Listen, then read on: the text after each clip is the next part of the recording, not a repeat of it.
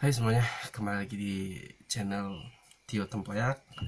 Apa kabar kalian semua? Ya, untuk seperti judul video, kita akan membahas kronologi kejadian kerusuhan di Stadion Kanjuruhan usai laga Arema FC versus Persibaya. Oke, pertama-tama saya ucapkan turut berbelasungkawa atas meninggalnya 131 korban jiwa. Ya, semoga seluruh keluarga diberi ketabahan dan keikhlasan. Karena ini menjadi korban sepak bola terparah nomor 2 di dunia. Kalian kita bayangin ya. Ya, seperti yang kita tahu, persepak bolaan di Indonesia pastinya tidak lepas dari yang namanya keributan sih menurut saya, karena menurut yang selalu saya tonton, yang saya lihat, pasti akan selalu ada kericuan. Di kita latih basa-basinya, kita lanjut melihat kronologi, bagaimana kronologinya. Jadi saya langsung bacakan kronologinya. Oke, kronologi kerusuhan di Stadion FC Kanjuruhan usai laga Arema FC versus Persibaya. Seperti yang kita tahu, ini adalah dua klub yang sedari dulu mendominasi persepak bolaan di negeri kita tercinta ini. Jadi ya, supporternya luar biasa lah. Duka kembali menyelimuti sepak bola Indonesia. Sebuah kerusuhan terjadi di Stadion Kanjuruhan Malang setelah pertandingan antara Arema FC dan Persibaya Surabaya Sabtu 1 Oktober 2022. Kericuhan tak terelakkan di stadion menjadi markas Arema FC itu. Aremania turun ke lapangan setelah tim kesayangan mereka kalah dari rival berbuyutannya dengan skor 3-2. Jadi ya, karena kalah jadi kecewa. Ada tim dari supporter dari Aremania turun ke lapangan membuat kericuhan, dan seperti kita tahu ujung-ujungnya jadi seperti ini. Situasi tidak kondusif memaksa petugas keamanan untuk bertindak. Alhasil kericuhan dan kepanikan terjadi terutama di area tribun Stadion Kanjuruhan. Dari pengamatan di Kanjuruhan, banyak korban berjatuhan, baik dari sesak napas karena terinjak-injak. Setiap ruang pintu keluar stadion banyak korban yang tergeletak dan beberapa di antaranya tidak bernapas. Jadi karena terjadi kepanikan dan pihak keamanan melakukan tindakan yang seharusnya tidak boleh dilakukan, dimana menurut yang saya baca, pihak keamanan baik itu polisi maupun keamanan di stadion tidak boleh menggunakan gas air mata. Nah, disitulah terjadinya masalah, di mana pihak keamanan menggunakan gas air mata, sementara kita tahu orang-orang di situ tuh ramai. Dan sebagai catatan, stadion itu mampu menampung 38.000 manusia di dalamnya. Jadi terjadi kepanikan, chaos, orang-orang pada keluar berdesak-desakan, ada yang keinjak, ada yang terhimpit, Dan seperti yang diberitakan di pintu keluar banyak yang udah tergeletak, bahkan banyak juga yang udah tidak bernyawa. Jadi ini dia kronologinya. Situasi kondusif saat laga berakhir. Situasi tidak kondusif saat laga berakhir. Ketika wasit meniup peluit panjang tanda pertandingan berakhir, menurut pantauan suasana masih tergolong kondusif. Hanya saja para pemain Persibaya sudah memang langsung berlari ke dalam ruang ganti sebagai langkah antisipasi terhadap sesuatu yang tidak diinginkan. Sementara itu, para pemain Arema FC berjalan ke tengah lapangan seperti yang biasa mereka lakukan. Mereka bermaksud memberi penghormatan kepada Aremania yang telah memberikan dukungan penuh di Stadion Kejuruhan, meski pada akhirnya Singoedan harus kalah. Namun saat itu sudah beberapa Aremania yang masuk lapangan. Mereka tidak melakukan aksi anarkis tapi justru menghampiri para pemain Singoedan. Ada yang memeluk Sergio Silva dan ada pula yang berbicara dengan Kapten Tim Ahmad Alfarizi. Maaf jika salah ya. Lanjut. Jadi karena ini berita yang tergolong baru 4 hari lalu, jadi terkejut ya. Kita lanjut baca. Situasi mulai berubah, Arema FC jadi sasaran. Namun situasi kemudian mulai sulit untuk dikendalikan. Seorang Aremania masuk lapangan sambil berlari membawa bendera Persibaya Surabaya yang dicoret. Jadi kita tahu buntutnya awal mulanya adalah karena salah satu pemain supporter Aremania melakukan tindakan yang harusnya tidak perlu dilakukan. Kemudian aksi itu diikuti oleh Aremania lainnya yang masuk ke dalam lapangan dan jumlahnya semakin banyak.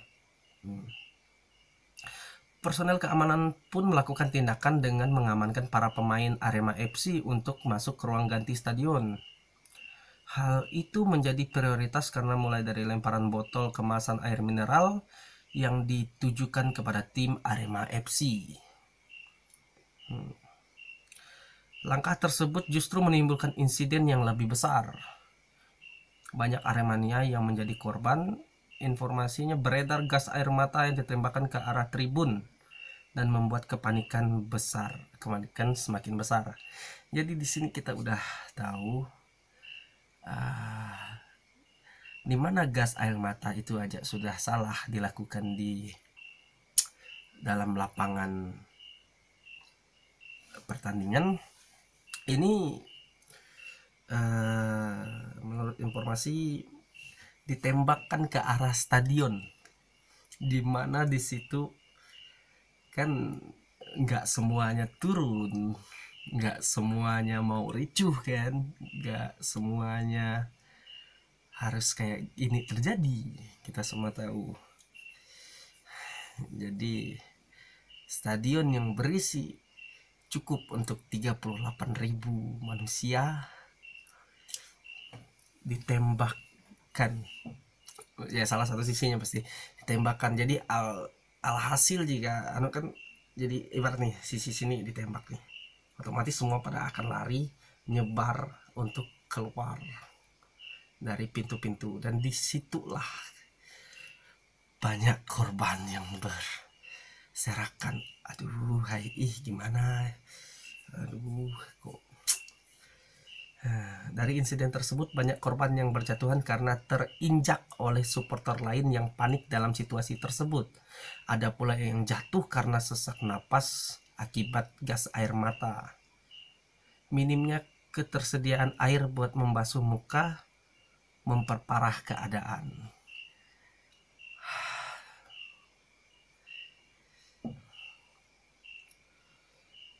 Chaos pun terjadi. Para jurnalis pun diungsikan. Para jurnalis dan fotografer yang bertugas meliputi pertandingan tersebut pun diamankan dan diarahkan untuk menuju ke ruang di dalam stadion. Setelah itu, para petugas keamanan berupaya menghalau Aremania agar tidak makin banyak yang turun ke lapangan.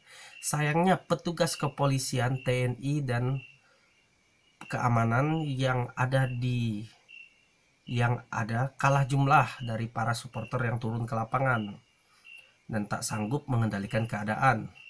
Tembakan gas air mata pun menjadi opsi yang diambil. Aduh,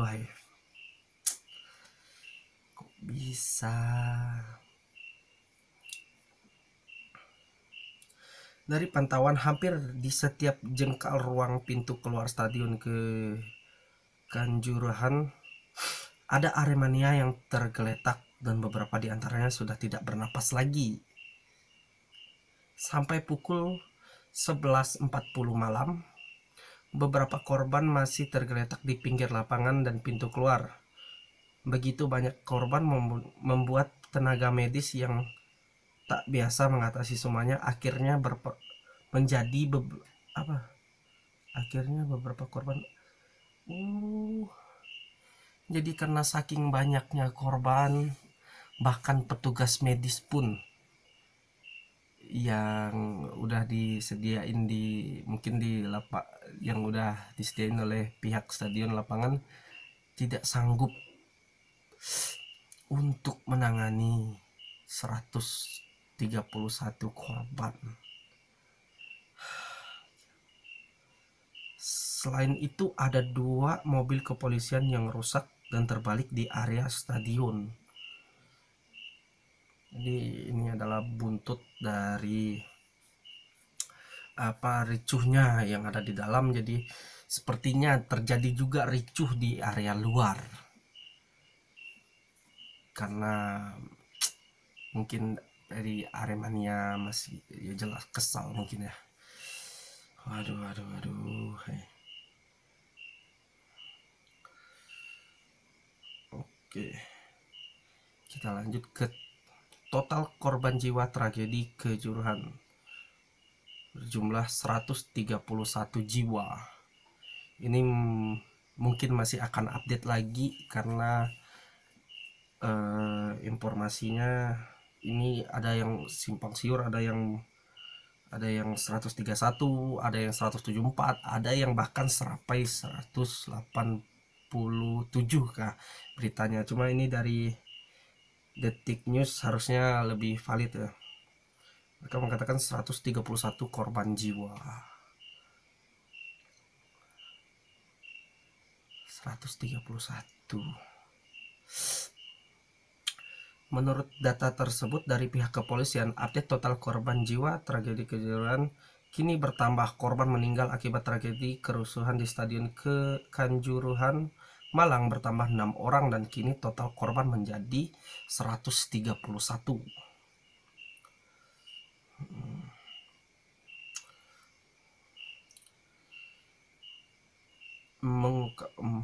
Adanya selisih data korban kejuruhan antara tim Humas Polri dan Dinas Kesehatan.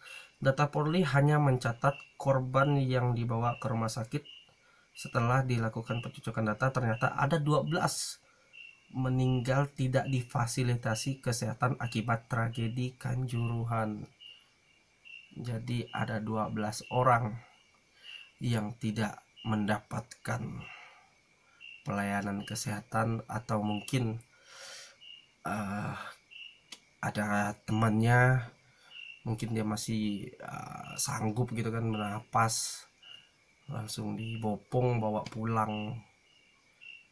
Mungkin ini meninggal di rumah mungkin ya, cuma ya karena dia kan korban dari tragedi tersebut.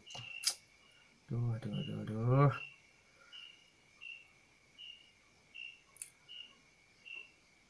Data resmi total korban jiwa tragedi Kanjuruhan terkini sejauh ini tercatat sebanyak 131 orang tersebar di rumah sakit pemerintah dan swasta.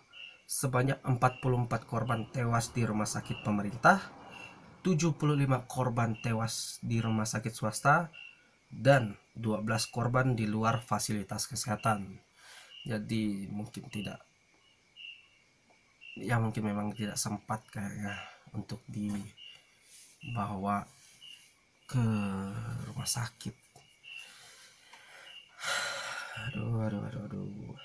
Sebanyak 44 korban tewas di 3 rumah sakit pemerintah, 75 korban tewas di 7 rumah sakit swasta, dan sebanyak 12 korban tewas di luar fasilitas kesehatan. Aduh, kok bisa gitu ya?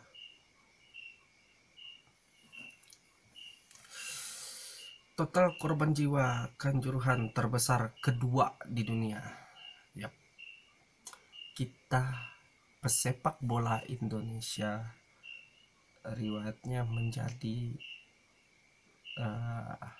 rekor, namun bukan rekor yang bagus, yaitu menjadi korban jiwa dalam tragedi dunia persepak bolaan nomor 2 di dunia. Total korban jiwa tragedi Kanjuruhan sebanyak 131. Ini menjadi salah satu tragedi sepak bola mematikan yang memakan korban terbanyak kedua di dunia. Sebelum tragedi Kanjuruhan, laga sepak bola mematikan juga terjadi di beberapa negara. Berikut daftar tragedi laga sepak bola mematikan dengan jumlah korban terbanyak. Yang pertama, kita baca aja lah untuk sekedar nambah informasi lagi kan. Yang pertama, di Stadion Niconaladin, Peru pada tanggal 24 Mei 1964 dengan total korban sebanyak 328 jiwa. Yang kedua, Stadion Kanjuruhan Indonesia pada tanggal 1 Oktober 2022 dengan korban 131 jiwa. Ini di update terakhir ya, mungkin bisa bertambah kita berdoa aja jangan sampai ada update korban terbaru, karena ini adalah berita yang benar-benar luar biasa menyedihkan. Yang kedua, di Accra Sport Stadium di Ghana 9 Mei 2001 dengan total korban 126. Keempat, Hillsborough di Inggris 15 April 1989 dengan total korban 97 jiwa.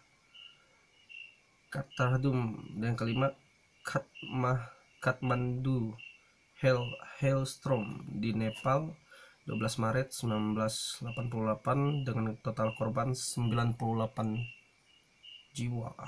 Yang keenam, Stadion Mateo Floresnal Guatemala pada tanggal 16 Oktober 1996 dengan korban sebanyak 80 jiwa. Yang ketujuh, Port Said Stadium Riyadh di Mesir pada 1 Februari 2012 dengan korban sebanyak 79 jiwa. Di Stadion Monumental di Argentina 23 Juni 1968 dengan total korban sebanyak 71 jiwa. Di yang ke-9, Second Ilbrox Stadion di Skotlandia pada tanggal 2 Januari 1971 dengan korban sebanyak 66 orang. Nomor 10, Lenin Stadium di Rusia pada 20 Oktober 1982 dengan total korban sebanyak 66 orang. Wow. Dan kita menempati nomor 2 di dunia. Waduh.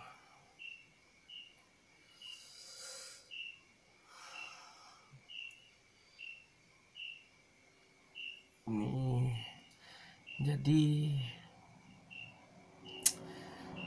ternyata ini adalah pelajaran besar untuk kita semua, terutama dari pihak penyelenggara sepak bola dan pihak keamanan, untuk lebih memperhatikan kapasitas stadion dan tingkat keamanannya. Karena ini maaf kalau salah, ada beredar info kalau stadion yang hanya mampu menampung 38.000 penonton itu lebih mungkin, dan informasi yang saya dapatkan itu lebihnya itu menjadi 40.000 lebih penonton.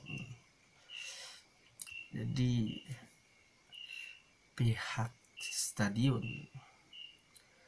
malah, ini maaf ya kalau memang informasi ini salah, saya minta maaf. Jadi memang saya misinformation. Jikalau informasi ini benar, ini adalah salah satu bentuk pelanggaran dan kecerobohan yang sangat fatal dilakukan oleh pihak penyelenggara. Karena stadion itu 38.000 tapi diisi lebih dari 40.000. Kalian bayangin, itu 38.000 itu aja udah padat. Aku yakin udah padat itu. Kalian bayangin 38.000. Cuk. Sama dari pihak keamanan. Gimana, mungkin dari prosedur awalnya ya, mereka kan tidak tahu akan, ya kita semua tidak akan tahu kalau ini akan terjadi. Jadi mungkin sebelum berangkat, ini kita harus siapin ini untuk keamanan, dan ada yang nyaranin untuk membawa gas air mata tanpa membaca undang-undang terlebih dahulu. Kalau FIFA jelas melarang penggunaan gas air mata untuk mengendalikan kerumunan yang ada di dalam stadion. Jadi ini jadi pelajaran untuk kita semua. Dan ya, terus saya sempat cari di Lambe Turah, di situ ada beberapa imbas-imbas yang terjadi. Karena ini berita udah 4 hari lalu, ada beberapa imbas-imbas yang terjadi. Kita lihat dulu. Ini ada iring-iringan. Kalian bisa lihat di samping sini atau di sini nanti, iring-iringan ambulan yang membawa korban-korban ke rumah sakit.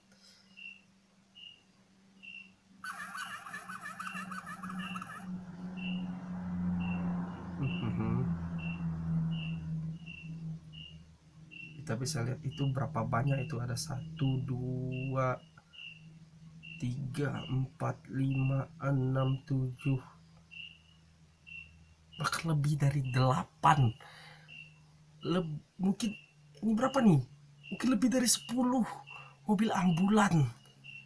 Bayangin aja, 10 lebih. Anjir, ini mungkin gila. Bahkan dengan mobil ambulan yang sebanyak ini masih ada 12 korban yang tidak dapat mendapatkan fasilitas di rumah sakit. Gimana?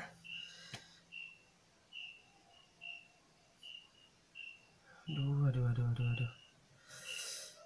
Yap.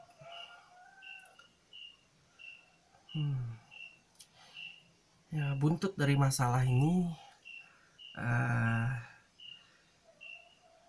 ya ini ada Valentino Jebret, seperti yang kita tahu. Orang ini yang selalu jadi komentator saat acara bola, yang dimana saat terjadi gol, abang ini akan selalu bilang jebret. Nah, bentuk empati dampak kerusuhan Kanjuruhan. Valentino Jebret mundur dari komentator Liga 1. Ini adalah bentuk empatinya. Ya, kita baca pengunduran dirinya. Yang pertama, official statement. Diberitahukan kepada pecinta sepak bola Indonesia, pemirsa Liga 1, juga kepada Jebret Team. Itu sepertinya nama apa fansnya. Saya Riot Valentino Jebret Simanjuntak sebagai host dan komentator program BRI Liga 1 2022 sampai 2023 hendak menyampaikan pernyataan sebagai berikut. 1. Bahwa kejadian atau peristiwa kejuaraan 1 Oktober 2022 menjadi bagian seluruh instansi sepak bola nasional, menyebabkan hilangnya nyawa pecinta sepak bola. Hingga saat ini dinyatakan sampai jumlah 130 jiwa. Yang mana tragedi ini bukan hanya duka bagi insan sepak bola, tapi juga bagi warga masyarakat Indonesia yang telah menjadi perhatian internasional. Nyawa seseorang bukan lagi permasalahan sepak bola, melainkan masalah kemanusiaan. Jadi nanti saya simpan di samping untuk pernyataan 1, 2, 3 sampai 6. Kalian bisa baca sendiri di samping. Intinya abang ini, si Bang Valentino Jebret, mengundurkan diri karena terjadinya insiden ini. Dan ini adalah bentuk empati abang Valentino atas terjadinya insiden yang ngebuat kita menduduki nomor 2 korban pesepak bola terbesar di dunia. Aduh. Dilansir dari Lambe Turah lagi, buntut keseluruhan Kanjuruhan Kapolres Malang dan 9 komando Brimob dicopot. Seperti yang kita tahu dari pihak keamanan, yaitu dari pihak kepolisian, ada ya, mereka juga yang pasti akan jadi keamanan, yang selain dari personil stadion, keamanan stadion maksudnya, pasti polisi dan TNI juga akan dilibatkan dalam kalau ada acara-acara seperti ini. Dan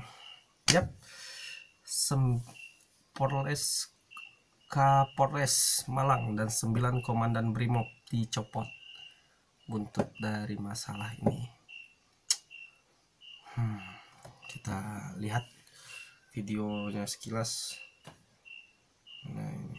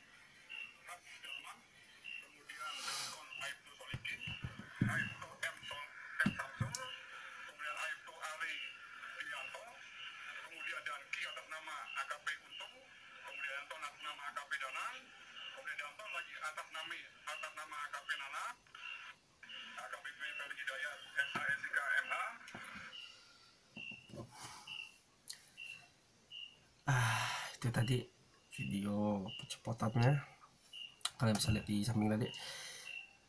Jadi sebagai penutup dari video kali ini semua harus menjadi pembelajaran bagi pihak stadion dan juga pihak keamanan saat menyelenggarakan sebuah acara ya. Intinya jadikan pelajaran dan jangan sampai diulangi lagi. Oke, saya tutup dengan berbelasungkawa kepada seluruh korban, keluarga, keluarga korban yang menjadi korban di insiden tersebut. Semoga keluarga diberikan kekuatan dan ketabahan, serta korban-korban mendapatkan tempat yang indah di atas. Jadi sekian dari saya. Jikalau kalian suka dengan kronologi ataupun kasus-kasus terbaru yang ada di internet, silakan subscribe tombol yang di bawah, sama jangan lupa komen mau kasus apa lagi yang mau dibahas gitu. Jadi sekian dari saya, see you in the next time, bye bye.